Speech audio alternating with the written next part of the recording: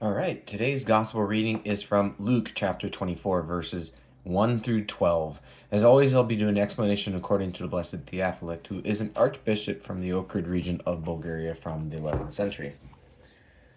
Now, upon the first day of the week, very early in the morning, they came unto the tomb, bringing the spices which they had prepared, and certain others with them. And they found a stone rolled away from the tomb, and they entered in, and found not the body of the Lord Jesus. And it came to pass, as they were much perplexed thereabout, behold, two men stood by them in garments shining like lightning. And as they were afraid, and bowed down their faces to the earth, he said unto them, Why seek ye the living among the dead? He is not here, but is risen. Remember how he spake unto you when he was yet in Galilee, saying, The Son of Man must be delivered into the hands of sinful men, and be crucified, and the third day rise again. And they remembered his words, and returned from the tomb, and told all these things unto the 11, and to all the rest. It was Mary Magdalene, and Joanna, and Mary of James, and the other women that were with them, who told these things unto the apostles. And their words seemed to them as idle tales, and they believed them not. Then arose Peter, and ran unto the tomb, and stooping down, he beheld the linen cloth lying alone, and departed, marveling within himself at that which was come to pass. And the explanation here: Maion ton Sabbaton, the first day of the Sabbath, means the first day of the week, which we call the Lord's Day, Sunday, on account of the Lord's resurrection.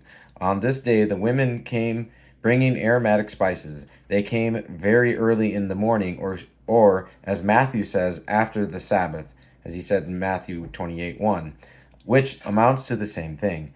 They found the stone rolled away, for an angel had rolled it away, as Matthew says in verse 2 of chapter 28.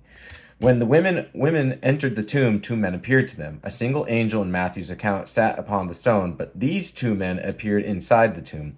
For these are two separate appearances of angels. They appear shining white because of the splendor of the resurrection. They remind the women of the word spoken by Christ that the Son of Man must be delivered into the hands of sinful men, namely the Romans, who as Gentiles were an abomination, and the third day rise again. We have spoken sufficiently in the explanation on St. Matthew's Gospel how the resurrection is counted as being on the third day. When the women had returned and told these things to the apostles, it seemed as if they were talking nonsense, for the miracle of the resurrection seems incredible to men by its very nature. Yet Peter can no more remain idle than can fire. He runs to the tomb and sees only the strips of linen cloth. And now he receives this first benefit of going himself to the tomb. He marvels instead of mocking the women. For it says that he departed, marveling within himself at which was to come to pass. Marveling at what? How the linen burial cloths could have been left behind when the body around which they were wound had been anointed with sticky myrrh. In chapter 19, verses 39 through 40 of his gospel, St. John reports that Nicodemus and Joseph of Arimathea wound the body of the Lord in linen cloths, together with about 100-pound weight of mixture of myrrh and aloes. Myrrh is a sticky aromatic gum which exudes from a certain tree in Arabia. This substance was used to anoint the dead.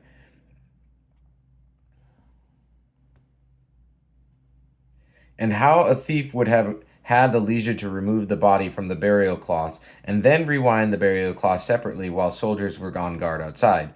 Mary of James is the Theotokos. They gave her this name as the apparent mother of James, the son of Joseph, whom they also called James the Younger, that is, the brother of God. The author of the Epistle of St. James and the first bishop of Jerusalem, commemorated by the church on October 23rd. For there was also James the elder, one of the 12, the son of Zebedee.